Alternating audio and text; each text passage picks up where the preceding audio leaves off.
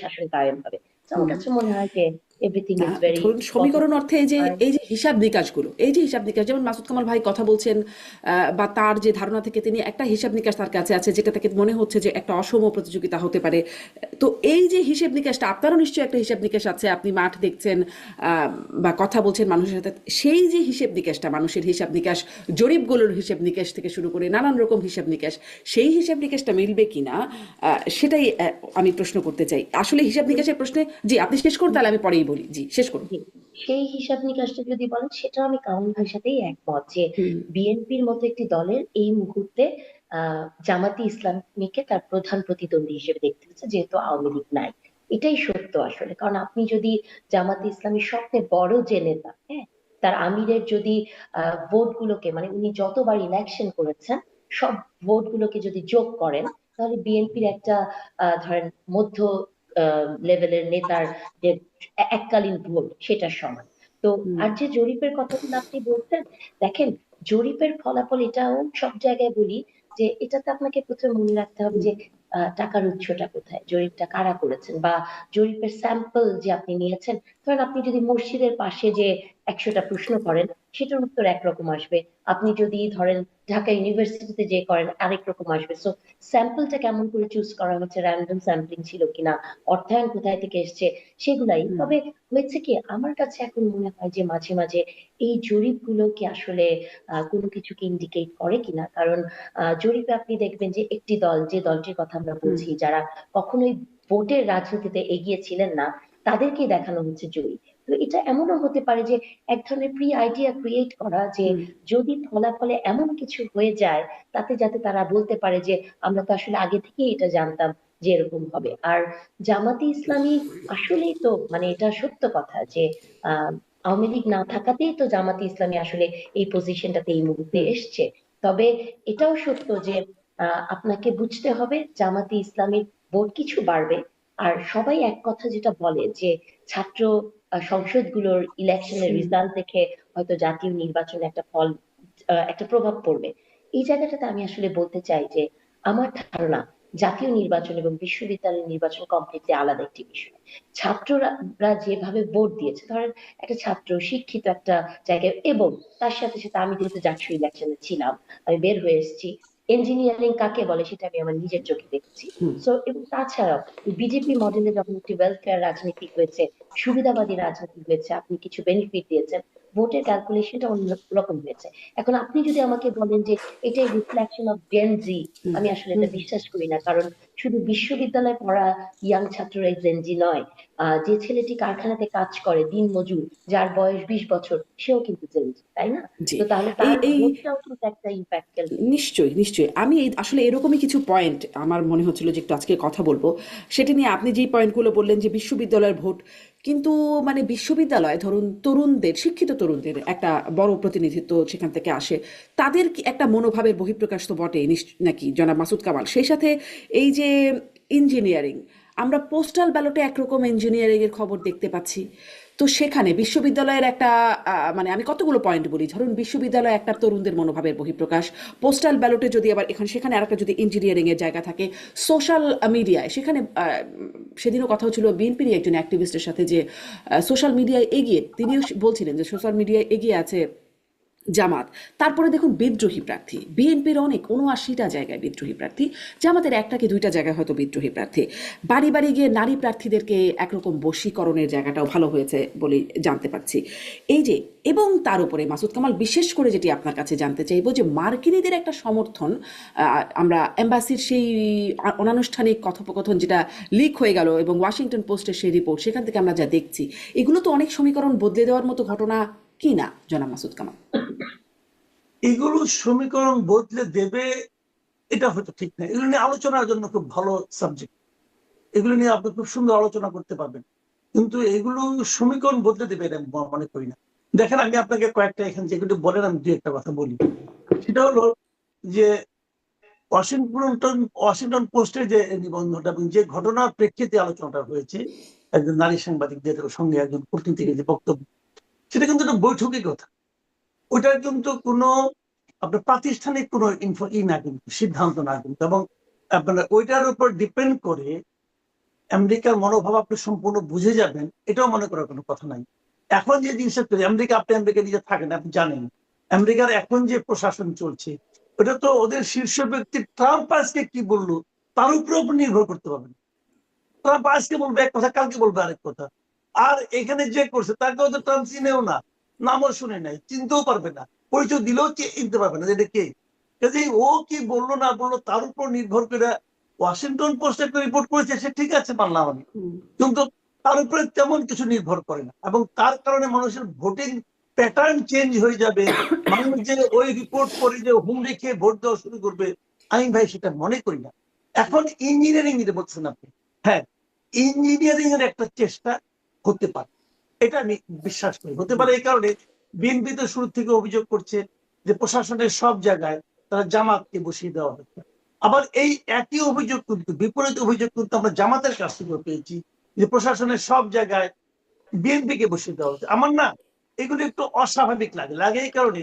আচ্ছা জামাত, যেখানে আমি যদি বলি জামাত 7% ভোট পায়, বিএনপি কে জিজ্ঞাসা করেন যে ভাই জামাতের নর্মাল ভোট কত, 7%, ধরলাম 12%, ধরলাম 15%, ডাবলের থেকে একটু বেশি, 15% হয়ে গেছে জামাতে।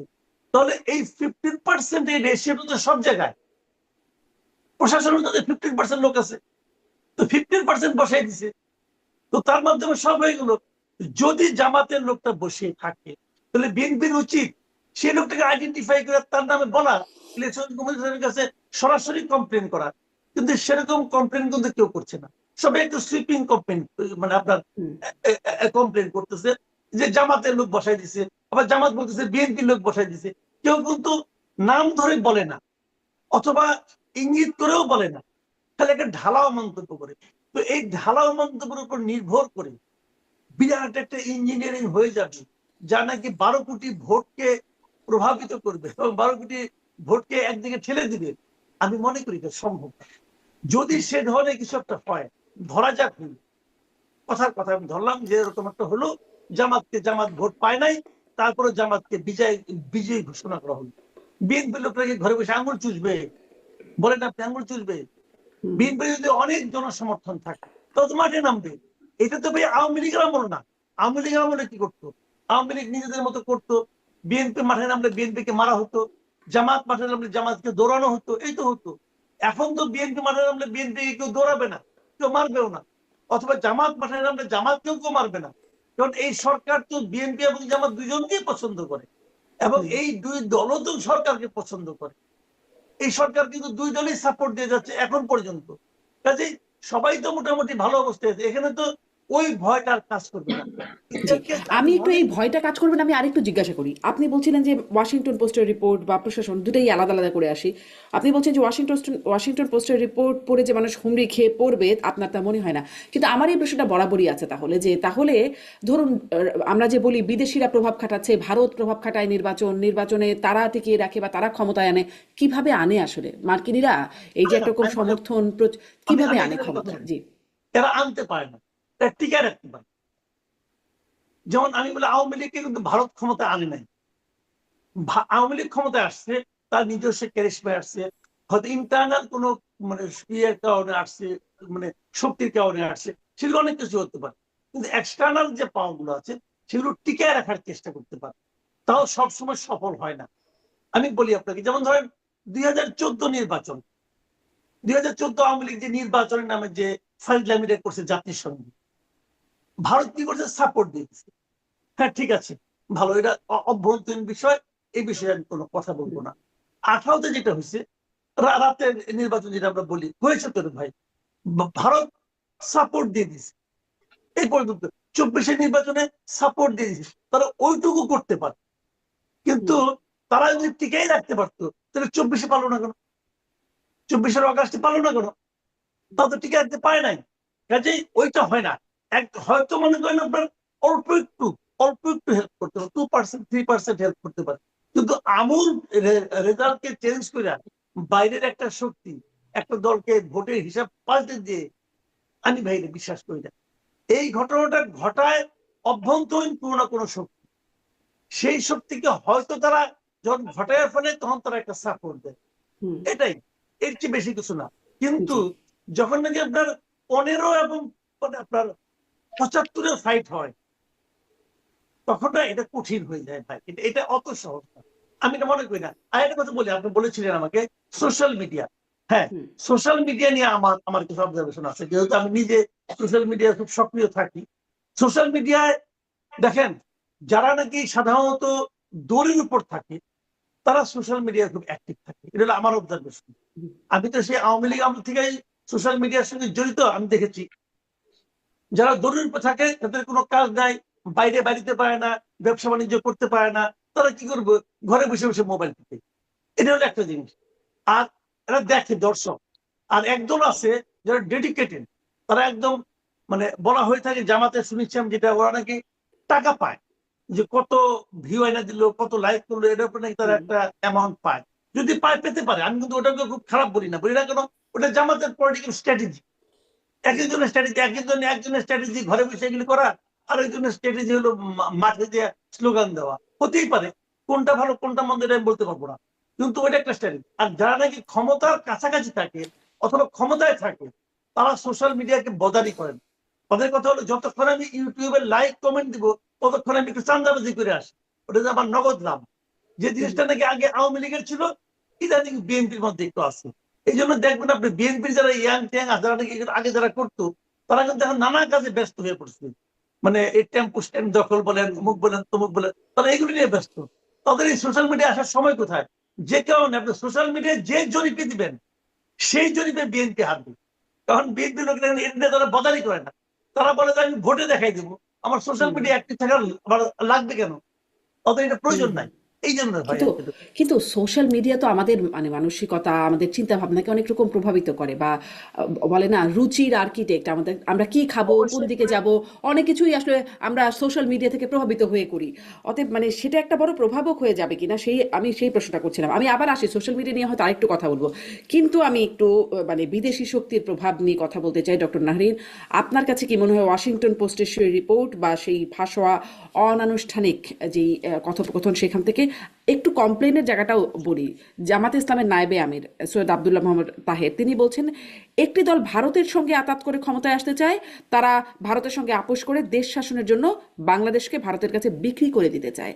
আসলে একটি দল বলতে আসলে তিনি বিএনপিকে ইঙ্গিত করছেন, যে বিএনপি ভারতের কাছে বিক্রি করে দিতে চায়। ওদিকে আমরা ওই ফোনালাপে বা ওই রিপোর্টে দেখছি মার্কিনিরা একরকম প্রকাশ্যেই বলছে তারা জামাতের সাথে ঘনিষ্ঠতা বাড়াতে চায়, বা একরকম সমর্থনও দেখা যাচ্ছে। কি বলবেন? একটি দল যে ভারতের সাথে আঘাত করে আসতে চায়, আপনি তো আবার ওই দলের মানুষদেরই দেখেছেন যে ভারতীয় লোকজন তাদের এখানে আসে, মিটিং করে, তারা সেটা গোপন করে এবং পরবর্তীতে রয়টার যখন প্রকাশ করে তখন বলে আমরা প্রকাশ করতে বলেছি, তাই না? তার মানে হচ্ছে কি, মানে ভারত, এটা তো আপনি অস্বীকার করতে পারবেন না যে আপনার প্রতিবেশী দেশ, প্রতিবেশীকে কিন্তু পরিবর্তন করা যায় না, তাই না? তো এই প্রতিবেশী দেশের সাথে তো আপনি একটা দেশ চালাতে গেলে আপনার এক ধরনের মানে সম্পর্ক থাকতেই হবে, এটাকে তো আপনি ইগনোর করতে পারেন না। কিন্তু এই ভারত নিয়ে দেখেন, ভারতের সাথে যখন আবার জামাতে ইসলামের কোনো বৈঠক হয়, অথবা আমেরিকার সাথে হয়, অথবা ধরেন ব্রিটেনের সাথে হয়, এইসব এম্বাসিতে তারা যায়, তাদের নারী নেত্রীরাও গিয়েছেন, তাই না, এইসব এম্বাসিতে, তখন কিন্তু তারা আবার ওইসব জায়গায় বা আমেরিকাতে যে জামাতের আমির বলে আসেন যে তারা শরিয়া আইন কায়েম করবেন না, তাই না? এগুলা কিন্তু তারা বলেন। আবার হুম এই ইন্টারভিউটাতেও আপনি শুনেছেন। তার মানে হচ্ছে কি, তাদের সবার সাথে সবার একটা যোগসূত্র আছে, এবং এটাকে আমি খারাপ মনে করি না। কিন্তু আপনারা সবাই যে বলছেন না যে ওয়াশিংটন পোস্টের এটা অ্যাকচুয়ালি একটা অ্যালার্মিং যে জামাত ক্ষমতায় চলে আসছে, আমি কিন্তু আপা এরকম কিছু মনে করি না। কারণ ওই পুরো ইন্টারভিউটা আমি শুনেছি, মনোযোগ দিয়ে পড়েছি। আমার কাছে মনে হয়েছে যে জামাত তো এখন আপনি স্বীকার করেন আর না করেন, যেহেতু আওয়ামী লীগ নাই, এটি হচ্ছে দ্বিতীয় বাংলাদেশের বৃহত্তম দল, পাওয়ারফুল দল। তাহলে আমেরিকান এম্বাসি তারা তো চাবে জামাতের সাথে মানে এক ধরনের সম্পর্ক যাতে তাদের থাকে। এখানে আমি কোনো ইন্ডিকেশন পাই নাই যে ইন্ডিকেশনে বলা হচ্ছে যে জামাত ক্ষমতায় চলে আসতে পারে। এখন হুম। আমেরিকান এম্বাসির যে লোকটি এই কথাটি কিন্তু ধরেন বলেছে, এটি কেন এনশিওর করার প্রয়োজন হচ্ছে যে জামাত ক্ষমতায় গেলে শরিয়ায় করবে না, তাহলে 100% শুল্ক দেব?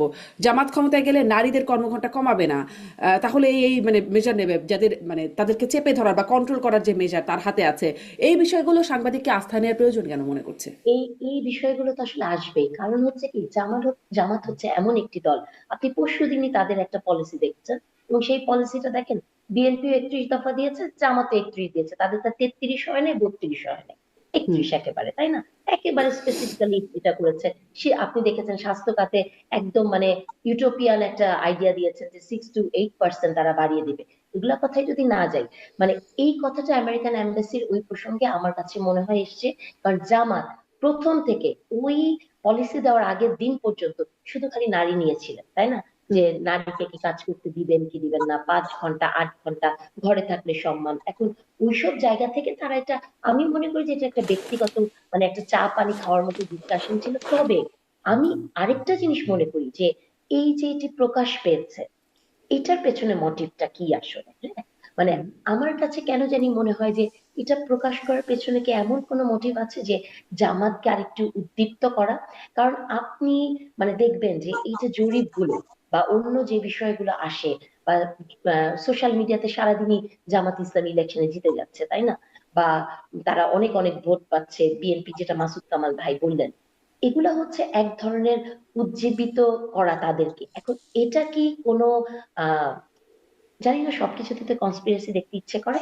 তো মনে হয় যে এটা কি আসলে ইচ্ছাকৃত ভাবে করা কিনা, যে এই মুহূর্তে ইলেকশনের দ্বার প্রান্তে এসে একটু বোঝানো যে জামাত আসলে আমেরিকার সুদৃষ্টিতে আছে। তো এটাও একটু আমার ভেবে দেখা দরকার। তবে আমি বিশ্বাস করি যে এখানে কোথাও বলা হয় নাই যে আমেরিকা জামাতকে ক্ষমতায় দেখতে চায়, ক্ষমতায় চলে আসবে। এটি একটি নর্মাল পলিটিক্যাল ডিসকাশন, এবং এই ধরনের ডিসকাশন এমবিসির লোকজনের সাথে হুম প্রতিনিয়তই প্রচুর মানুষের হয়। তবে যে কাজটি হয়েছে, আমি মনে করি যে বাংলাদেশের মিডিয়াতে এগুলো বন্ধ হওয়া উচিত, যে কারো টেলিফোন কল মানে প্রকাশ করা অথবা কোনো প্রাইভেট কনভারসেশন এটাকে রেকর্ড করে পাবলিকলি ছেড়ে দেওয়া, এটা একটি ডাটা প্রোটেকশন লর ভায়োলেশন। হুম এবং আমি মনে করি যেটা বন্ধ হওয়া উচিত। এটা একটা ন্যাক্কারজনক ঘটনা, যেটি 71 টিভি প্রায়ই করতেন বাংলাদেশে। তো এইগুলাতে সেন্সিটিভ হওয়া উচিত আমাদের। আমি মনে করি যে জার্নালিস্টদেরও এগুলো নিয়ে কথা বলা উচিত যে হুম এগুলো আসলে প্রকাশ কিন্তু করা উচিত বিষয়টা যদি না। এমন হয় যে জি। বিদেশি প্রভাব খাটানোর চেষ্টা, আপনি যদিও এটাকে খুব একটা সেভাবে দেখছেন না, কিন্তু যদি আসলে এমন হয় যে বিদেশি প্রভাব খাটানোর চেষ্টায় সেটি নির্বাচনের উপরে, সেটা কি প্রকাশ হবার মতো না, মানে প্রকাশ করা না, উচিত না? আমি প্রকাশ হওয়ার তো আপা ভিন্ন পথ আছে, ভিন্ন ওয়ে আছে, হ্যাঁ। আপনি প্রকাশ করতে পারেন বের হয়ে, যে আপনি স্টেটমেন্ট দিতে পারেন, কিন্তু কারো কনভারসেশন তার অনুমতি ব্যতি রেখে রেকর্ড করে সেটি শোনাতে পারেন না। এটা হতে পারতো যে জার্নালিস্টরা ওখানে ছিলেন, তারা বের হয়ে হয়তো একটা সংবাদ সম্মেলন করতে পারতেন, কাউকে বলতে পারতেন, সেটি করতে হুম পারতেন। কিন্তু আমি একদম স্ট্রংলি বলছি যে কারো হুম প্রাইভেট কনভারসেশন রেকর্ড করে সেটি প্রচার করা একটি গর্হিত অপরাধ। এটা থেকে আসলে আমাদের বের হওয়া উচিত। আর আরেকটু কথা বলি, মাসুদ কামাল ভাই তো যে বলছিলেন যে বিএনপির কথাটাই, ওই যে বললাম না যে রাত বাড়লে মাসুদ কামাল ভাই একটু শক্ত কথা বেশি হ্যাঁ পারেন। তো হ্যাঁ সেই হ্যাঁ জায়গা থেকে একটু বলেছেন যে বিএনপির লোকজন চাঁদাবাজি করতে চলে যায়। মাসুদ কামাল ভাই মনে হয় জামাতে হাদিয়াকে চাঁদাবাজি মনে করেন না, হ্যাঁ। মানে সবাই সবকিছু করে, সুন্দর সুন্দর নাম দিয়ে করে। তো চাঁদাবাজি যেমন বিএনপি করে, জামাত হাদিয়া নেয়, সবই আসলে একই রকম। তো আমাদের দুর্ভাগ্যটা হচ্ছে যে আমরা আসলে এমন একটি কিন্তু জায়গায় জামাতকে চলে গেছি। হাদিয়া না পেলে আসলে মারপিট করছে বা ব্যবসা বন্ধ করে দিচ্ছে এরকম কাজ করছে? আপা আপনি কোন জগতে থাকেন আপা? না আপনারা কি একটু কোনো ভিডিও টিডিও, মানে আপনাকে বলছি, কোনো হ্যাঁ ভিডিও হ্যাঁ হ্যাঁ টিডিও দেখেন না? দেখেন তো নিশ্চয়ই। একটা সেদিন দেখলাম যে একটা ওয়েবসাইট বের হয়েছে যে আমাদের অপকর্মের ওয়েবসাইট। হুম তো এরকম তো আসলে বাংলাদেশের প্রত্যেকটা রাজনৈতিক দলেরই এই ধরনের, মানে এটাকে আপনি মোটা দাগে বলতে পারবেন না যে কোন রাজনৈতিক দলের আসলে সাধু সন্ন্যাসী। তবে জামাতে ইসলামীর বেলায় এটি হুম আমাদের চোখে লাগে কেন, যখন তারা খুব জোর গলায় বলেন সৎ লোকের শাসন চায়, তখন যখন আপনি সৎ, বিএনপি কিন্তু একবারও বলে নাই সৎ হুম লোকের শাসন চায়। তো যখনই আপনি প্রতিনিয়ত বলবেন সৎ লোকের শাসন চাই, তখন আমি মনে করি যে যখন আপনি বলছেন যে হুম আজকেই একজন বলেছেন ব্যারিস্টার শাহরিয়ার মনে হয়, উনি এখন হুম ইদানিং কালে খুবই ভোকাল এবং জামাতের ভালো অ্যাক্টিভিস্ট। উনি একটি কথা বলেছেন যে জামাতে ভোট দিলে পরকালে কি যেন একটা পথ সুগম হবে। আজকেই বলেছেন, উনি হুম প্রতিদিন এই ধরনের কথা না, বলেন। তিনি তো আমি আগেই মনে বলেছেন বেহেশতে যেতে হলে জামাতকে ভোট দিতেই হবে, এর কোনো হ্যাঁ, বিকল্পই এবং নাকি এটা নাই, আজকেও বিকল্পই নাই। বলেছেন। হুম এটা কোনোভাবেই তারা থামছেন না। তবে আমি যেটা মনে করি আপা, যে এগুলোও কিন্তু এক ধরনের নির্বাচন কমিশনের খুব শক্ত চোখে দেখা দরকার। কারণ বাংলাদেশে এখন পর্যন্ত প্রচুর মানুষ আছে যাদের কাছে ধর্মের কার্ডটা প্লে করা খুবই ইজি। যেমন হুম জামাতের আমির আজকে বলেছেন আমাদের কাছে ফ্যামিলি কার্ড নাই, আমাদের কার্ড হচ্ছেন আপনারা। মানুষকে সে কার্ড হিসেবে খেলার চেষ্টা করছে। আমি মনে করি যে হুম মানুষকে কার্ড হিসেবে খেলায় সংযুক্ত না করে একটা ফ্যামিলি কার্ড হুম দেওয়াটা ভেরি মানে জি ফিজিবল এবং গুড অ্যাটিটিউড। জি, আমি ওই যে শুরুতেই বলছিলাম যে অসম, যারা মাসুদ কামালকে প্রশ্ন করছিলাম যে অসম শক্তি বা হিসাব নিকাশ যতগুলো পয়েন্ট বলছিলাম, তার সাথে এটাও একটা পয়েন্ট, ধর্মের কার্ড, এটাও একটা এগিয়ে রাখার জায়গা তৈরি হবে কিনা যারা মাসুদ কামাল, এটি একটু শুনবো। কিন্তু আমার মূল প্রশ্ন এটা যে আপনারা দুজনেই যখন বলছেন যে জামাত দ্বিতীয় দল হিসেবে বা বা এবার মানে অনেক ভালো অবস্থানে আগের চাইতে আছে, সেটি সাথে সাথে বলছেন যে যেহেতু আওয়ামী লীগ নাই, এই যে যেহেতু আওয়ামী লীগ নাই প্রত্যেকটা সময় সময় আসছে, আওয়ামী লীগের আসলে না থাকার পরেও তাদের কি প্রভাব কেমন এই ভোটে? কারণ তারাও ভোট নিয়ে নানান রকম কথা বলছেন। আমরা দেখলাম শেখ হাসিনা 5 দফা দিয়েছেন। আহ, ভোট বর্জনের আহ্বান তো পুরনো আছেই। জনাব মাসুদ কামাল। দেখেন, আমি আওয়ামী লীগের পয়েন্ট একটু বলি। আওয়ামী লীগের ব্যাপারটা হচ্ছে কি, বাংলাদেশের মানুষের একটা সাইকোলজি আছে। সাইকোলজি হলো, তারা তাদের বর্তমান দুর্ভোগটাকে, বর্তমান কষ্টটাকে অতীতের সঙ্গে মিলিয়ে বিচার করে। এটা হলো বাংলাদেশের মানুষের একটা কমন সাইকোলজি। এটা পৃথিবীর অন্য দেশে হয়তো আছে, কিন্তু আমরা আমাদের টাইম বলি আর কি। 24 আগস্ট মাসে আওয়ামী লীগ সরকারের পতন ঘটল। আমি নিজে সেই পতনের একদম সাক্ষী, মানে কিভাবে কিভাবে হলো পুরোটাই তো আমার সামনে, প্রতিদিনই তো আমি এটা নিয়ে নানা রকম কন্টেন্ট করেছি, একদিনও তো বাদ দিইনি। তো তখনকার যে অভিজ্ঞতা আমার, আমি মনে করি, আমি এখনো বিশ্বাস করি, এটা দেশের মানুষই আওয়ামী লীগ সরকারকে ফেলে দিয়েছে। কোন ষড়যন্ত্র তত্ত্বের কথা বললে ভাই লাভ নাই, এটা বললে আপনি হয়তো মনে মনে শান্তি পেতে পারেন, বাট রিয়েলিটি হলো এই দেশের মানুষ আপনাদেরকে ফেলে দিয়েছে, আপনাদেরকে ত্যাগ করেছে।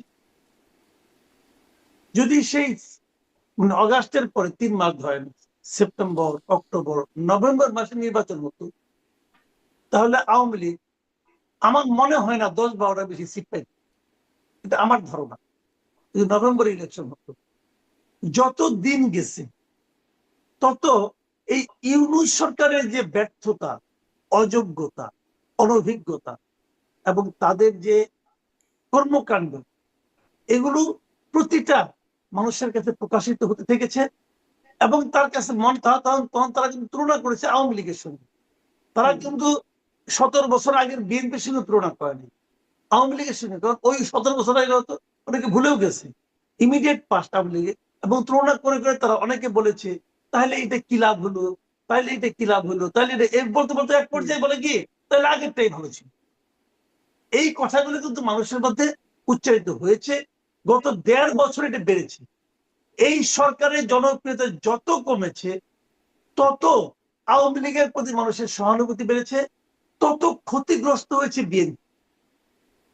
নিশ্চয় খেয়াল করেন, তত কিন্তু বিএনপি কিছু না করেই ক্ষতিগ্রস্ত হয়েছে, কোনো কিছু না করে ক্ষতিগ্রস্ত হয়েছে। যেহেতু বিএনপি এবং জামাত, এরা দুইজনেই এই গভর্নমেন্টকে সাপোর্ট দিচ্ছে, মানুষের কাছে মনে হয়েছে যে এটা এই গভর্নমেন্টের পার্ট, গভর্নমেন্টকে সাপোর্ট দিচ্ছে।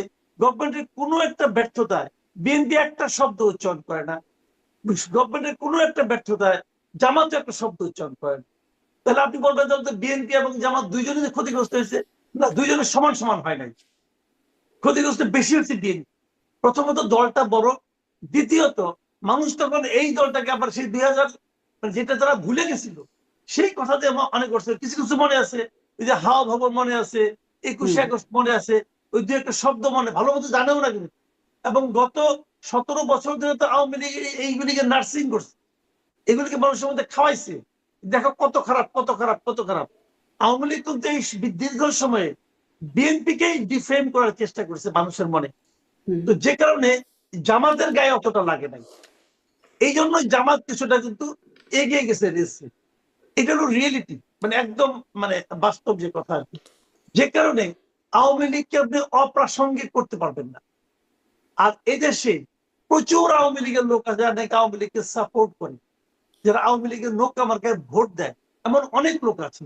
সরকার কি করেছে, আওয়ামী লীগকে ভোট থেকে বঞ্চিত করেছে, মানে আওয়ামী লীগ নির্বাচন করতে পারবে না। ওই যে বলেন, আপনি দেখবেন মাছ মারতে যে মাছটা ছুটে যায়, সেই মাছটা কিন্তু বড় মাছ থাকে, ওই মাছ কিন্তু আপনি দেখেন নাই, বড় মাছটাই ছুটে গেছে। কিন্তু এখানেও সে একই জিনিস হয়েছে, যেহেতু আওয়ামী লীগ নির্বাচন করতে পারছে না, তখন এটার একটা ন্যারেটিভ দাঁড়িয়ে গেছে যে আওয়ামী লীগকে ভয় পাইয়া নির্বাচনে বাইরে রাখা হচ্ছে। এই জিনিসগুলো কিন্তু মানুষের মনে আসে রে ভাই। আপনি আওয়ামী লীগকে একদম ওয়াইপ আউট করে, আওয়ামী লীগ এটা ব্ল্যাকবোর্ডে ডাস্টার না মুছে দেবেন আপনি, এটা ব্ল্যাক বোর্ডে লেখা না, চকের লেখা না। মানুষের হৃদয় আওয়ামী লীগ এমন একটা, আমি তো মাঝে মাঝে বলি যে আওয়ামী লীগ হলো 3 পুরুষের দল। যে দাদা আওয়ামী লীগ করতো, বাবা আওয়ামী লীগ করে, ছেলে যুবলীগ করে, তার যে বউ বাচ্চা হবে এখন হয় নাই, সেও ছাত্রলীগের নাম লেখে রাখছে। এটা হলো আওয়ামী লীগ। কাজে এই আওয়ামী লীগ আপনি ফু দিয়ে উড়াই দিবেন। ফু দেয় কে? ফু দেয় ডক্টর ইউনূস, ফু দেয় হলো জামাতে ইসলাম, এই আর এই যে আপনার কি নাসিরউদ্দিন পাটোয়ারি যে দল, এই ফুতে আওয়ামী লীগ তো উড়ে যাওয়া দূরে কথা, আওয়ামী লীগ একটা পাতা ফেলাতে পারবে না তারা। এটা হলো রিয়েলিটি, মানতে হবে বাস্তবতা। কাজেই সেটাকে যদি একটু বাইরে রাখেন, একদম বলেন যে এই দেশে আওয়ামী লীগের কোনো ভোট নাই, যে বলে আপনি খালি তাদের নামগুলি লিখে রাখেন এবং দেখেন তারা কয়টা ভোট পায়। ভাই এটা হলো বাস্তবতা, এটা মানতে হবে। তো এখন সেই বাস্তবতাকে এরা গায়ের জোরে অস্বীকার করতেছে, জাস্ট অস্বীকার করতেছে। তো অস্বীকার কি হবে? এখন আমি বললাম তো, ডক্টর ইউনূসের মতো ভাগ্যবান সরকার এই দেশে আর আসে নাই। বিএনপি সাপোর্ট দেয়, জামাত সাপোর্ট দেয়, সামনে একটা ইলেকশন, ওই ইলেকশনে আমার ধারণা ওদেরকে আওয়ামী লীগও সাপোর্ট কেন দিবে তাও বলি। আওয়ামী লীগ চায় যে এই আপদ বিদায় হোক। তাদের ধারণা যে যদি একটা পলিটিক্যাল গভর্নমেন্ট আসে, তার সঙ্গে তারা বার্গেন করতে পারবে, তাদের সঙ্গে তারা আন্দোলন করতে পারবে, কিন্তু এই সরকারের সঙ্গে তারা এটা করতে পারবে না। এই জন্য তারা চায় এই আপদ বিদায় হোক। কাজে ইলেকশনটা হওয়ার ক্ষেত্রে ডক্টর ইউনূসের সরকারকে আওয়ামী লীগও সাপোর্ট করবে বলে আমার ধারণা। তাহলে আওয়ামী লীগ কাউকে ভোট দিবে? আমার ধারণা আওয়ামী লীগ তাও করবে না। হয়তো আওয়ামী লীগ ভোটেই যাবে না, যা হয় তোমরা করো। যদি এরকম হয় তাহলে ইলেকশনটা কিন্তু আমার ধারণা শান্তিপূর্ণ হয়ে যাবে। কিন্তু আওয়ামী লীগকে আপনি ইগনোর করতে পারবেন, আওয়ামী লীগকে আপনি অপছন্দ করতে পারেন, কোনো সমস্যা নাই। আওয়ামী লীগকে অপছন্দ করেন, ঘৃণা করেন, যা ইচ্ছা তাই করেন, কিন্তু আওয়ামী লীগকে আপনি উপেক্ষা করতে পারবেন না, অস্বীকার করতে পারবেন না। জি। এটাই হলো আমি আমাদের জি, রাজনৈতিক ব্যবস্থা। অনেক ধন্যবাদ। আওয়ামী লীগের মানে সেটি আওয়ামী লীগ আসলে কতটা ফ্যাক্ট হবে, কতটা রেলেভেন্ট হবে, আপনার কথা থেকে একটু আসছিল ডক্টর নারিন। আপনি কি একটু বলবেন যে ওই যে আপনার কথা থেকেই নিচ্ছিলাম আসলে, যেহেতু আওয়ামী লীগ নাই, জামাত দ্বিতীয় দল, এই আওয়ামী লীগ নাই বলেও আবার আছে, যেভাবে করে জনাব মাসুদ কামাল বলছিলেন, সেই থাকার প্রভাবটা কেমন ভোটে? শুনেন, এটা তো সত্য কথা, আওয়ামী লীগের একটা ভোট ব্যাংক আছে, তাই না? এই ভোট ব্যাংকে তো আপনি অস্বীকার করতে পারবেন না। হয়তো হতে পারে পার্সেন্টেজ একটু কমবে বা বাড়বে, হয়তো বাড়বে না, একটু কমতেও পারে, যেমন নতুন জেনারেশনের কাছে হয়তো একটু কমলো, সেটা হতে পারে। কিন্তু আওয়ামী লীগের ভোট নাই বাংলাদেশে, এটা তো কেউ মানে বলতেই পারে না, তাই না? আপনি মোটা দাগে যদি মানে গায়ের জোরে এটাকে অস্বীকার করেন, সেটা তো হবে না। তবে এই মুহূর্তে ধরেন আওয়ামী লীগ ইলেকশনে নাই, সেটা একটা অন্য ইকুয়েশন, বিকজ 24-এ গণ অভ্যুত্থান সিচুয়েশনটা অন্যরকম ছিল, সেটাকে আমরা মেনে নিয়েছি, হ্যাঁ, সেটা অন্যভাবে। তবে মানে আওয়ামী লীগের যে ভোটটা আছে, এটা এখন কোন দিকে যাবে দেখেন। অনেক ক্ষেত্রেই জামাতে ইসলামী কিন্তু চেষ্টা করেছে আওয়ামী লীগের ভোটগুলো তাদের দিকে আনার জন্য। আপনি ইলেকশনের অনেক ক্যাম্পেইনে বিএনপিও দেখেছেন করেছে, তাদের, বিএনপিও করছে। বিএনপিও করেছে। এবং এটা হচ্ছে রাজনীতির একটা কৌশল। ভোটের মাঠে আপনাকে এই যে 30% যদি ধরেন আপনি আওয়ামী লীগের ভোট আছে বা 25% আছে বা কিছু, এরা তো কাউকে না কাউকে ভোট দিবে। কিছু মানুষ আমি বিশ্বাস করি যারা মানে ঠিক শেখ হাসিনাকে সেই রকম করে সাপোর্ট করেন, অনেকে হয়তো যাবেন না ভোট কেন্দ্রে, এটাও হতে পারে, কিন্তু কিছু মানুষ যাবেন। এখন এই ভোটগুলো আপনার আমার দিকে টানার জন্য আমাকে তো চেষ্টা করতেই হবে, এটার মধ্যে কোনো অপরাধ নাই।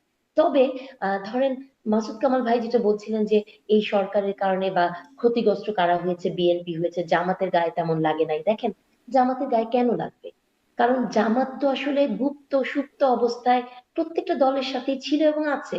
আমি নিজে বিশ্বাস করি এই মুহূর্তে বিএনপিতে অ্যাটলিস্ট 20-30% জামাত ইসলামীর লোকজন আছে আছে। এটা এটা তাদের একটা স্ট্র্যাটেজি, এবং এই স্ট্র্যাটেজিটা তারা সব সময় খাটিয়েছে। এটাই তাদের রাজনীতি। তারা কিছু মানুষ প্রকাশ্যে থাকবে, কিছু মানুষ অপ্রকাশিত থাকবে, এবং তারা যারা গুপ্ত অবস্থাতে থাকবেন, জামাতে ইসলামী এমন একটি দল, যে দলে আপনি শারমিন বা আমি নাহরিন আজকে যে নাম লেখাতে পারবো না। আপনাকে একটা পরীক্ষার মধ্যে দিয়ে যেতে হবে, আপনাকে একটা প্রসেসের মধ্যে দিয়ে যেতে হবে, আপনাকে পাশ করতে হবে, তারপরেই আপনি ওখানে যেতে পারবেন। দেখেন, জামাতের কমিটি নিয়ে, হ্যাঁ, তাদের কিন্তু একটা কথাই আছে যে তারা কমিটিতে কারা আছেন তারা নাম প্রকাশ করেন না। হ্যাঁ, এটা তাদের নাকি স্ট্র্যাটেজি। তাহলে আপনি চিন্তা করেন যে আপনি কমিটিতে আছেন, যে ছাত্র দলের একটা ছেলে রাকিব প্রেসিডেন্ট মনে হয়, সে একটি প্রশ্ন করেছিল যে শিবিরের কমিটির কথা, বলেছে যে শিবিরের কমিটি এরা নাকি এগুলো প্রকাশ করে না। তাহলে এই যে জামাতে ইসলামী গায়ে তো লাগার কোনো কারণই নাই। কারণ জামাতে ইসলামী, ধরেন শারমিন আপা, আমি জানি না আপনি জামাত কিনা, আপনি জানেন না আমি জামাত কিনা, হ্যাঁ, এই এক রহস্যময় রাজনৈতিক দল। এই দল মানে সব জায়গাতে আছে। এখন এইরকম একটা দল যখন মানে বলে যে জাতীয় পার্টিকেও মানে নিষিদ্ধ করতে হবে, আপনি দেখেন এটা বললে আবার বলবে যে স্বৈরাচারের দোষর। আপনি যাই বলেন না কেন, জাতীয় পার্টি যতই ন্যাক্কারজনক কাজ করুক না কেন, জাতীয় পার্টি কিন্তু তার নামে রাজনীতি করেছে। ছাত্র দল বিএনপি কিন্তু তার নামে রাজনীতি করেছে, তাকে কিন্তু গুপ্ত এবং সুপ্ত হতে হয়নি, তাই না? তাহলে এই জায়গা থেকে আমি মনে করি যে রাজনৈতিক স্ট্র্যাটেজিতে জামাত গুপ্ত সুপ্ত অবস্থায় সবসময় ছিল। নারীদের কাছে, যে নারীদের কাছে যাওয়ার, এটা কিন্তু জামাতের একটা বিশাল প্ল্যান। এটা কিন্তু বছরের পর বছর ধরে আমি মনে করি যে বাংলাদেশের প্রত্যন্ত অঞ্চলে প্রায় হুম। প্রতিটি ঘরে প্রতিটি নারীর কাছে জামাতের নারীরা গেছে, এবং আমাদের কাছেও কিন্তু আসে। জাহাঙ্গীরনগর বিশ্ববিদ্যালয় এমন একটি বিশ্ববিদ্যালয়, আপনি খোঁজ নিয়ে দেখবেন যে তার আশেপাশের গ্রামগুলোতে তারা থাকেন, সংসার করেন, বিয়ে করেন, বাচ্চা হয়, মানে একটা কি ইকোসিস্টেম তৈরি করেন। এটা তাদের স্ট্র্যাটেজি। এবং এটা এমন না যে ধরেন আজকে বিএনপির এক লোক একটা কথা বলে ফেললো, সেটা নিয়ে ধরেন সবাই খুব হইচই করে। জামাতের কোন নেতা, আমি একদম খুব স্পষ্ট ভাবে বলতে চাই, যদি একটা কমেন্ট কোথাও এসে করে, তাকে তাদের ব্যক্তিগত কমেন্ট বলার কোনো জায়গা নাই। তারা এটা দলীয় ভাবে সিদ্ধান্ত নেয়, দলীয় ভাবে সিদ্ধান্ত নিয়ে তারা এটা করে। তাহলে এটা একটা অন্যরকম রাজনৈতিক দল। সো এটাই আমি বলছি যে যে প্রসঙ্গের মধ্যে আমরা ছিলাম, যে আওয়ামী লীগের ভোট তো আপনি আমি অস্বীকার করলে চলবে না, গায়ের জোরে তো কিছু অস্বীকার করা যায় না। এটি একটি পুরাতন রাজনৈতিক দল, অনেক অবদান আছে, এবং যে পরিমাণ অবদান আছে সে পরিমাণ ধ্বংসাত্মক কাজও তারা করেছেন, এবং সেটার ফলাফল তারা এখন পাচ্ছে। তবে কিছু ভোট আওয়ামী লীগের আছে, এটা এখন কোন দিকে যাবে।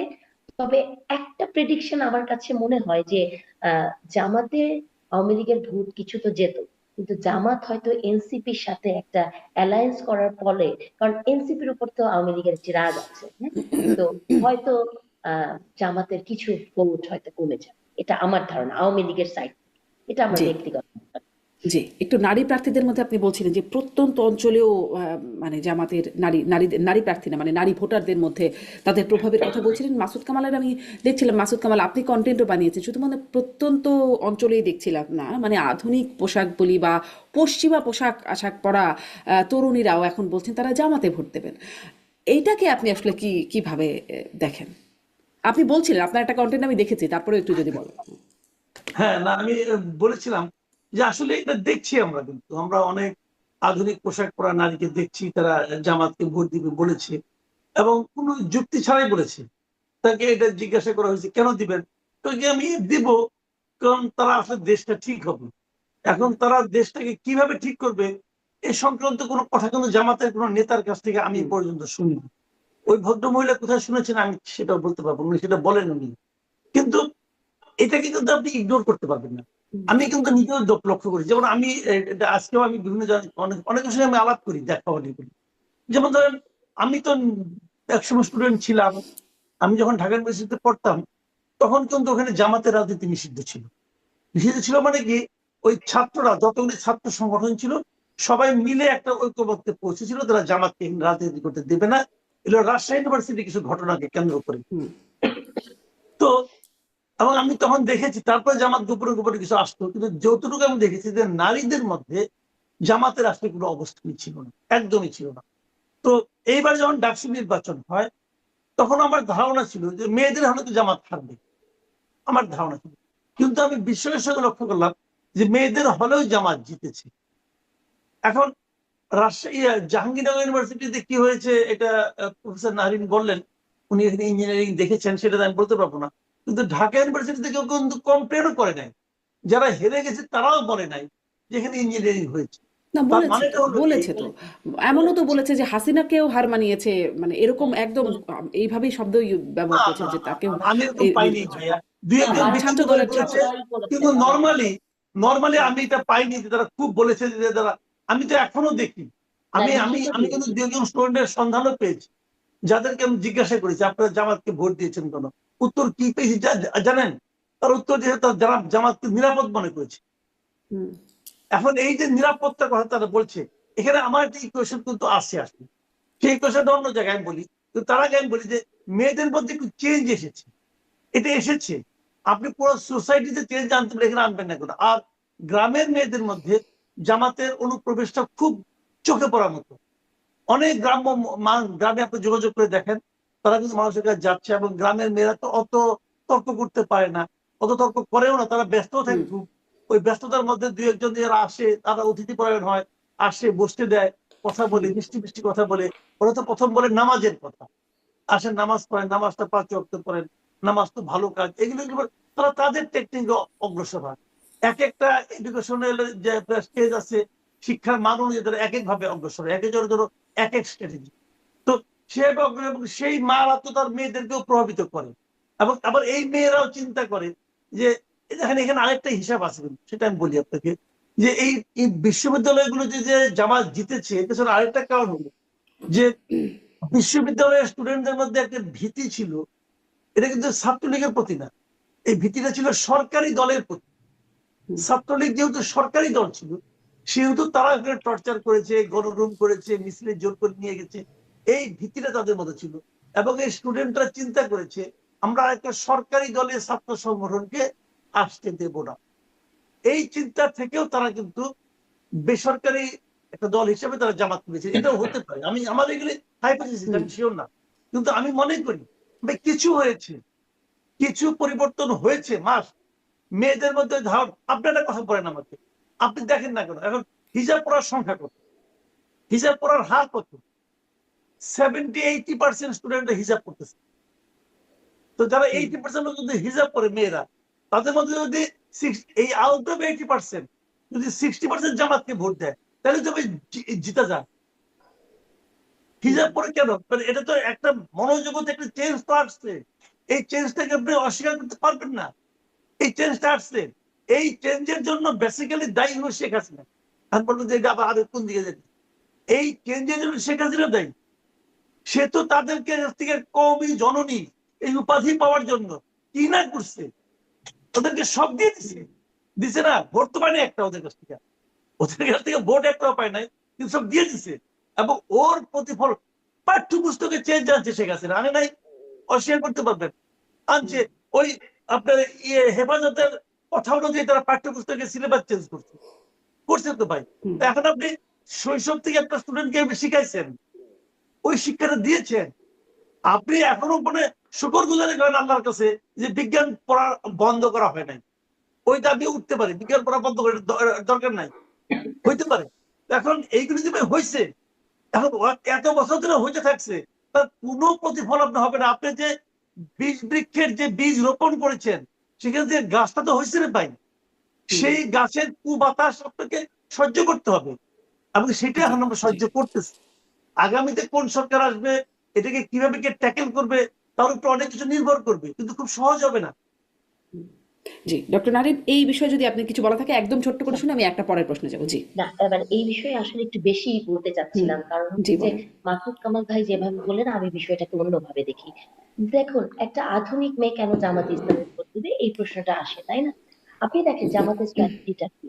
জামাত খুব স্মার্ট কিছু মেয়েদেরকে নিয়ে আসছে। আপনি দেখবেন যে আমাদের মতো বিশ্ববিদ্যালয়ের শিক্ষকরা তাদের চক্ষুশূল, কারণ আমরা যে ন্যারেটিভ তৈরি করি তার পক্ষে যায় না। কিন্তু আমার থেকেও ধরেন আরো আধুনিক পোশাক পরা কোনো একজন শিক্ষিকা, যিনি কিনা নায়িকার থেকেও কম কিসের মানে এরকম ট্যাগ দিয়ে তাকে মানে দেখানো হয়, হ্যাঁ? তিনি কিন্তু জামাতের কর্মী, তাই না? বা মানে জামাতি ইসলামীর সাথে তিনি আছেন। এগুলো কেন করে জামাতি ইসলাম? বা আপনি যদি জামাত ইসলাম যেসব স্মার্ট মেয়েদের কথা বলছেন, যারা হিজাব করে খুব ইংলিশে কথা বলে সেদিন পলিসি দিয়েছে, জামাত সবসময় নেপোটিজমের কথা বলেন না? তারা কিন্তু দেখবেন প্রত্যেকে কারো স্ত্রী, কারো বউ, কারো মানে জামাতের কিন্তু ফ্যামিলিগত ভাবে এই জিনিসগুলো আছে যে তাদের স্ত্রীরা, তাদের বউরা কিন্তু এই কাজগুলো করে, তাদের মেয়েরা কিন্তু এই কাজগুলো করে। দেখেন জামাত ইসলাম কি গেম গুলো প্লে করেছে। ইসলাম ধর্মে মানে হিন্দু যারা, তারা মূর্তি পূজা করে, তাই না? মূর্তি পূজা হচ্ছে সরাসরি ইসলামের বিরোধী। আপনি কোনো বিধর্মীকে বিয়ে করতে গেলে, খ্রিস্টানকে বিয়ে করতে গেলে প্রথমে মুসলমান হওয়ার দরকার নেই, কিন্তু হিন্দুকে যদি আপনি বিয়ে করতে চান তাহলে কিন্তু তাকে প্রথমে মুসলমান হবে। সেই হিন্দুকে জামাতে ইসলামী নমিনেশন দিয়েছে। তার মানে একটা উদারপন্থী ভাব জামাতে ইসলামী দেখাতে চেয়েছে, সেটার একটা ইম্প্যাক্ট পড়ে। কিন্তু বিশ্ববিদ্যালয়গুলোতে, আমি যেহেতু বিশ্ববিদ্যালয়ে পড়াই, খুব কাছ থেকে ছাত্রীদেরকে দেখি, এবং আমি একটা কোর্স পড়াই অ্যানথ্রোপোজিওগ্রাফি, সো আমার একটা স্বাধীনতা থাকে ওদেরকে প্রশ্ন করা। সেই জায়গা থেকে যদি আমি বলি, এই ধারণাটা কমপ্লিটলি ভুল যে একটা মেয়ে ইসলামিক মনোভাব থেকে হিজাব করে।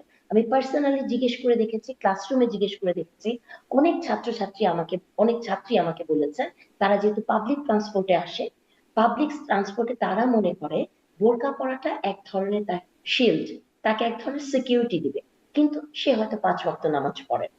এরকম এমন কয়েকজন মেয়ে আছে যারা আমাকে বলেছেন যে ম্যাডাম, হলে ঘুম থেকে উঠতে দেরি হয়ে যায়, তো ভেতরে কি পড়া থাকে ওটা নিয়ে চিন্তা করি না, বোরকা পরে চলে যাই। আমি আমার অনেক স্মার্ট বান্ধবীদের ঢাকা শহরে গুলশান বনানীতে দেখেছি, যেহেতু এয়ার পলিউশন অনেক বেশি, এজন্য তারা কিন্তু হিজাব করে। এরকমও কিন্তু ঘটনা আছে। এমনও হুম আমি অনেক মানুষকে চিনি শারমিন আপা, আমার ধারণা আপনিও চিনেন, সকালবেলা হিজাব করে অফিসে যাওয়ার সময়, বিকালের পার্টিতে হিজাব করেন। আবার এটা আমি যে মোটা দাগে বলছি, মানে এখনই গালাগালি শুরু হবে হুম যে হুম ইসলাম মানে এর না মেনে বা ইসলাম হুম বিদ্বেষী আমি, সেটা না, এটা রিয়ালিটি। একটা জায়গাতে আপনি দেখবেন বাংলাদেশের পাবলিক বিশ্ববিদ্যালয়টা পুরা বাংলাদেশের রিফ্লেকশন না। পাবলিক বিশ্ববিদ্যালয়ে কত হাজার ছাত্রী পড়ে, পাবলিক বিশ্ববিদ্যালয়টাতে কি হয়েছে জানেন? গত 10-15 বছর পাবলিক বিশ্ববিদ্যালয়ে কারা পড়তে এসছে এটা আপনাকে দেখতে হবে। আমাদের সময় পাবলিক বিশ্ববিদ্যালয়ে পড়াটা কিন্তু একটা স্টেটাস সিম্বল ছিল না, যে আপনি মেধাবী পাবলিক বিশ্ববিদ্যালয়ে পড়েন, বাবার যতই টাকা থাকুক না কেন।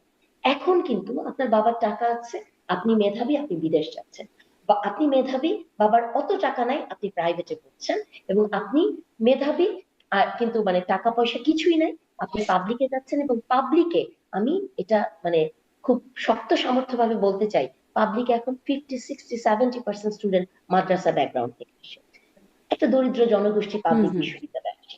এটি একটি রিজন এইসব হিজাব করার পেছনে। আরেকটি রিজন কি জানেন?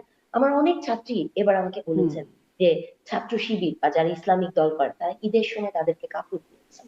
ধরেন আজকে আপনি শারমিন আপা ঢাকা বিশ্ববিদ্যালয়ে পড়েন, আপনার ভাইয়ের কোনো চাকরি নাই, আপনার ভাইকে ইসলামী ব্যাংকে চাকরি দিয়ে দিবে। আপনার মা অসুস্থ, সেই গ্রামের বাড়িতে যে তাকে ইবনে সিনাতে আনার ব্যবস্থা করবে, আপনাকে কোচিং এ পড়িয়ে আপনাকে হুম একটা হুম স্কলারশিপ দিবে। তাহলে এই যে বছরের পর বছর তারা যেটা করেছে, এটারও তো একটা রিফ্লেকশন আছে। তবে হুম আমি এখনো বিশ্বাস করি যে এটা এমন না যে যে মেয়েগুলো রিয়েলি পর্দা করে বা ইসলামকে ফলো করে তারা যে সবাই জামাতের সাপোর্টার, এটা আমি বিশ্বাস করি না। এটা জি আমার, জি আপনি এটা পরে এটা আপনি কোশ্চেন একটা হ্যাঁ। পোশাকের সাথে একটা বিষয় উল্লেখ করলেন। কৌশলে তো খুব ভালোই মনে হয়, যদি মানুষকে সাহায্য করে এরকম উপরে আসা যায় বা একটা পজিশন করা যায় তাহলে তো খুব ভালোই শোনায় সেটি। আমি আসলে শুরু করলাম যেটি দিয়ে সেটির দিকেই শেষ করি, যে ভোটের প্রচারণা, ভোটের পরিবেশ দিয়ে শুরু করেছিলাম, সেটি দিয়ে একটু শেষ করি। যে দেখছিলাম আজকের খবরের শিরোনাম, ঢাকার বেশিরভাগ আসনই ঝুঁকিপূর্ণ এবং শঙ্কা লুট হওয়া যে অস্ত্র সেটি একটা শঙ্কার কারণ তৈরি হয়েছে। কিন্তু আমাদের স্বরাষ্ট্র উপদেষ্টা তো বলেছেন যে লুট হওয়া অস্ত্র উদ্ধার হয়নি, কিন্তু এটি নির্বাচনের সময় ব্যবহৃত হবে না, এই প্রতিশ্রুতি তিনি দিচ্ছেন। আসলে লুট হওয়া অস্ত্র কতটা শঙ্কা তৈরি করে, আর স্বরাষ্ট্র উপদেষ্টার প্রতিশ্রুতিতে একটুখানি আশ্বাস পান কিনা মাসুদ কামাল? স্বরাষ্ট্র উপদেষ্টার মন্তব্য নিয়ে কথা যত কম বলবেন তত মানুষের আপনি মানে হাসির খোরাক কম হবে না আর কি। যদি এটা নিয়ে আলোচনা না করে ভালো। উনি তো মানে কি বলবো, ওনার সঙ্গে কি যারা অস্ত্র লুট করেছেন তারা কি ওনার সঙ্গে আলাপ করছেন? বলছেন যে স্যার এই অস্ত্র আমরা এই নির্বাচনে ব্যবহার করব না? উনি কেমন করে জানবেন রে ভাই? মানে উনি যে কি বলেন না বলেন, বয়স হয়েছে, বড় মুরব্বী মানুষ, ওটা থাক, হ্যাঁ। অন্য প্রসঙ্গ বলি, এটা হলো যে আইন শৃঙ্খলার যে বিষয়টা, সেটা আসলে আমি মনে করি না এই নির্বাচনে খুব একটা সংঘাত হবে, এটা আমার ধারণা। যদি নির্বাচনটা নর্মালি হয়, যদি ভোটটা পাবলিক যেটা ভোট দিচ্ছে, ভোটার যে ভোটটা দিচ্ছে সেই ভোটটা সেভাবে কাউন্ট হয়, তাহলে কোনো ধরনের ঝামেলা হবে না। যদি এর মধ্যে আবার আরেকটা কথা আগেও বলেছি, যদি আওয়ামী লীগ কোন রকম বিঘ্ন সৃষ্টি না করে, বাট আমার হিসাব মতো আওয়ামী লীগ কোনো বিঘ্ন সৃষ্টি করবে না, তাহলে আমার ধারণা ওনারা চুপচাপ থাকবে, ওনারা নির্বাচনকে প্রতিরোধ করার চেষ্টা করবে না, এটা আমার ধারণা। কারণ ওনারাও চায় যে নির্বাচন হয়ে যায়। যদি আওয়ামী লীগ থেকে কোনো এরকম ঝামেলা না আসে, তাহলে বিএনপি আর জামাত থাকবে। বিএনপি আর জামাত, বিএনপি তো মারামারিতে যাওয়া, তো তার সে তো মনে করে সে এমনি জিতবে, সে মারামারি করবে কোন দুঃখে? করবে না। এখন কেন, জামাত বিদ্রোহী কিছু প্রার্থী করবে আছে না না। বিভিন্ন আসনে, তারা তো নিজেদের মধ্যে মারামারি করতেই পারে। দু একটা আসনে হতে পারে, এটাতে এখনো দেখতেছি যে আজকে দেখলাম কই জানি একটা অষ্টগ্রাম না কোথায় চেয়ার ছোড়াছুড়ি হচ্ছে নিজেরা নিজেরা। ওরকম ওগুলি ভাই দেখেন, এত বড় দেশ, দেশটা কিন্তু একদম নির্বাচন আসন কিন্তু কম না, 300 আসন। তো 300 আসনের মধ্যে একটা বিচ্ছিন্ন ঘটনা ঘটতেই পারে, একদম ঘটবে না তা না। আপনি যত সাবধানে গ্লাসে করে আবার তো পানি নিয়ে স্বরাষ্ট্র ফেলতে এক উপদেষ্টা দুই ফোঁটা প্রার্থীদেরকে মানে অস্ত্রও দিচ্ছেন, আগ্নেয়াস্ত্রও দিচ্ছেন। হ্যাঁ, ওইটা আবার আরেক জিনিস। এটা শুনেন, এটা হলো কি জানেন, আমি বললাম তো যে আমরা এমন এক সরকারের হাতে পড়ছি যে তাদের মাথার মধ্যে মানে কোনো কাণ্ডজ্ঞান আছে কিনা আমার সন্দেহ হয়। আচ্ছা, এই যে প্রার্থীদেরকে অস্ত্র দিবে, ধরেন কথার কথা, তার সঙ্গে গানম্যানকে অস্ত্র দিল। ঠিক আছে, আপনি এখন পুরো দৃশ্যটা ভিজুয়ালাইজ করেন তো। একজন প্রার্থী, তার ডান হাতে একটা পিস্তল, বাম হাতে লিফলেট, তার পেছনে গানম্যানের হাতে একটা শটগান নিয়ে আসে, গ্রামে যায় কৃষককে বলতেছে, চাচা আমাদের ভোটটা দিয়ে। ওই কৃষক ভোট দিবে, সে 10 দিকে দৌড় দিবে ভাই। কি মানে এটা কি মানে এটা কার্টুন নাকি? মানে এখন এরা করে, এরা মনে করে বিয়ার হয়ে যাবো, কি হবে বলেন? এগুলো ফাজলাম, জাস্ট ফাজলাম আমি মনে করি। তারপরেও আমার জানি কেন মনে হয় নির্বাচন ভণ্ডুল করার কেউ চেষ্টা করবে না, নির্বাচনে কোনো মারামারি হবে না, এবং আমার ধারণা নির্বাচন শান্তিপূর্ণ হবে। কারণ এটা হইতো যদি খুব একটা নেক টু নেক ফাইট হইতো, কিন্তু এখানে আমার মনে হয় না যে নেক টু নেক ফাইট হবে, যে কারণে অসম লড়াই খুব একটা জুৎসই হয় না। জি, ডক্টর নাহারিন, আপনার কি মনে হয় নির্বাচন ভণ্ডুল করার চেষ্টাও কেউ করবে না, কেউ মানে মারামারি হবে না, বা শান্তিপূর্ণই হবে বলে মাসুদ কামালের যে কনক্লুশনটা, সেখান থেকে আপনার কাছে আসি, আপনার কি মনে হয় কেমন ওই যে থাকবে? যেটা হয়েছে 17 বছর আমরা স্বপ্ন দেখেছি না, মানে ধরেন ওই স্বপ্নের কন্টিনিউশনই মাসুদ ভাইয়ের মধ্যে আছে, তাই না? আমরা ওই স্বপ্নই দেখি যে এরকম হবে না। আমি আসলে এই স্বপ্নটা দেখতে চাই কামাল ভাইয়ের সাথে, দেখতে চাই যে নির্বাচন এরকম কিছু হবে না।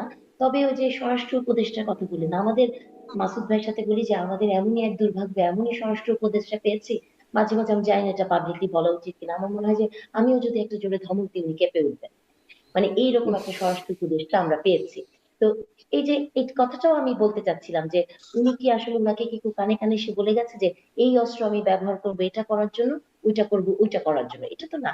এই ধরনের বালুখিল্য কথা বলাটা একটা মানে উচিত না এই জায়গা থেকে। আর যেটা যে গানম্যানকে, এবং আপনি চিন্তা করেন একটা আর্মস আপনি প্রার্থীকে দিলেন, বাংলাদেশের কয়জন প্রার্থী জানে কি করে একটা আর্মস ব্যবহার করতে হয়, আর্মসটা কিভাবে রাখতে হয়? এগুলোও কিন্তু একটা ট্রেনিং এর বিষয়, তাই না? তো কোথায় রাখতে হবে? আমরা তো জানতাম যে যারা প্রাইভেটলি গান ওন করে ইলেকশনের আগে সেগুলো জমা দিতে হয়।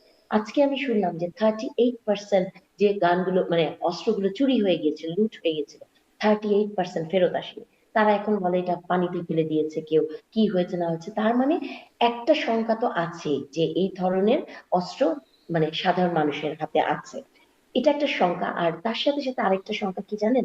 প্রতিদিন ঘুম থেকে উঠে শুনি কি পুলিশের মনোবল ভেঙে গেছে। আপা বলেন তো, বা আপনি যখন পুলিশে জয়েন করবেন, আর্মিতে জয়েন করবেন, আপনার তো অনেক সাইকোলজিক্যাল টেস্ট দিয়ে সেখানে আসতে হয়। মনোবল কি এতই ঠুনকো জিনিস যে একটা ধরেন পৃথিবীর কোন দেশ দেখাতে পারবেন যে যুদ্ধের পরে ওই দেশের পুলিশের মনোবল ভেঙে যায়? বাংলাদেশের পুলিশ এমন কি পুলিশ যে তার মনোবল ভেঙে যায়? আমাকে পুলিশের একজন কর্মকর্তা উনি বলেছেন যে অ্যাকচুয়ালি এটা ইচ্ছে করে নাকি বলা হয়, তাদের নাকি সেই সক্ষমতা আছে, কিন্তু এটা বলে জনমনে এক ধরনের ভীতি তৈরি না, করার চেষ্টা কিন্তু নাকি কিন্তু করে। কিন্তু এখন দেখা যায় ছোট বাচ্চা ছেলেরা তারাও গিয়ে পুলিশের ওসিকে, ডিআইজিকে যেভাবে হুমকি ধামকি দেয়, আপনি বলছেন স্বরাষ্ট্র মন্ত্রণালয় মানে উপদেষ্টা কেঁপে উঠবেন, পুলিশ তো কেঁপে ওঠে তারা যখন হুমকি ধামকি দেয়। এটা তো আসলে মনোবলের বহিঃপ্রকাশ না কিসের বহিঃপ্রকাশ জানি না, কিন্তু এরকম ঘটনা তো দেখা যেত না আগে। শুনেন, কেঁপে তো উঠবে। আপনি দেখেছেন সিলেট না কোথায় এক ছেলে এসে মানে খুব জোরালো ভাষায় বলছে পুলিশকে মেরেছি, এইটা করেছি ওইটা করেছি, তাকে আবার সন্ধ্যাবেলা জামিন দেওয়া হচ্ছে। এখন এটা তো শুধু খালি পুলিশ কেঁপে ওঠে কি কারণে? কারণ সে জানে যে এখানে কোনো একটা রিয়াকশন দেখালে মব যেভাবে করে তাকে অ্যাটাক করবে, তাই না? এটা কিন্তু অ্যাকচুয়ালি মব কালচার।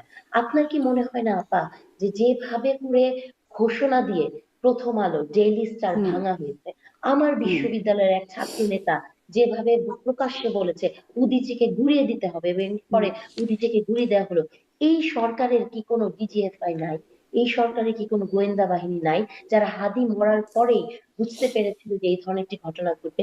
200-100 মানুষের মব যে সরকার কন্ট্রোল করতে পারে না, আমি তো বলবো যে এটা আসলে সরকারের অক্ষমতা নয়, হুম, এটা হচ্ছে সরকার এক ধরনের সিলেক্টিভ কাকে থামাবে। ধরেন যমুনার সামনে আপনি আমি গেলে গরম পানি মারবে, আমরা দেখেছি পূর্বে অনেকে গিয়েছে তাদের হুম। স্বস্তি দেওয়ার জন্য ঠান্ডা পানি মেরেছে।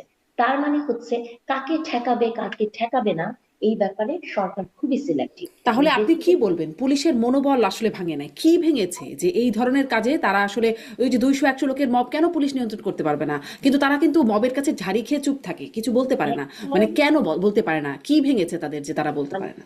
তাদের আসলে কিছুই ভাঙে নাই, তারা আসলে সব ঠিকঠাকই আছে, কিন্তু উপর থেকে যে মানে কমেন্টটা আসতে হবে সেটা ভেঙে চুরে খান খান হয়ে যাচ্ছে। হ্যাঁ, বিষয়টা হচ্ছে এটা যে তাদের পুলিশ তো ইচ্ছা করলে তাকে তো একটা মানে কমান্ড আসতে হবে উপর থেকে না, যে তুমি এইভাবে অ্যাকশন করো বা এটা।